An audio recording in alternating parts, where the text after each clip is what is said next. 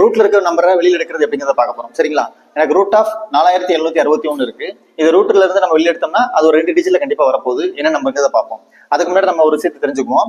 கடைசி டிஜிட் எதுல முடியுது அப்படிங்கிறது நம்ம பார்க்கணும். அதுக்காண்டி நான் 1ல இருந்து 9 வரை ஸ்கொயர் எழுதி வச்சிருக்கேன். இதை கொஞ்சம் ஒரு தடவை பார்த்துக்கோங்க. எந்த நம்பர்லாம் கடைசியில 1ல முடியும்னா 1ல முடியும், 1 ஸ்கொயர்டு.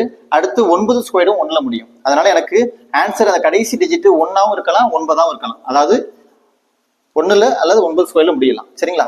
அதுக்கு அடுத்து √2 அப்படிங்கிறதுனால நான் 2 டிஜிட் மட்டும் விட்டுருவேன். ஓகேவா?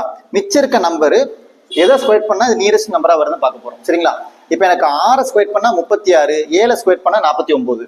அப்ப நான் 7 எடுக்க முடியாது, கண்டிப்பா நான் 6 மட்டும் தான் எடுப்பேன். அதனால இதுக்கு 61 ஸ்கொயர்டா இருக்கலாம், இல்ல 69 ஸ்கொயர்டு. இப்ப எனக்கு இதுல ரெண்டுல ஏதோ ஒரு நம்பர் தான் இருக்கணும். சரிங்களா? இப்போ இதுக்கு முன்னாடி ஒரு வீடியோ போட்டிருக்கேன், 5ல முடிகிற ஸ்கொயர் என்னங்கிறது ஒரு வீடியோ போட்டிருக்கேன், அதை நீங்க பாத்துக்கோங்க. அதுல இப்ப நான் 65 ஸ்கொயர் மிடில் நம்பரா நான் எடுக்கிறேன், 65 ஸ்கொயர். சரியா? 6க்கு அடுத்த நம்பர் 7, 7 42, 5 ஸ்கொயர் பண்ணா 25 சொல்லி கொடுத்துருக்கேன்.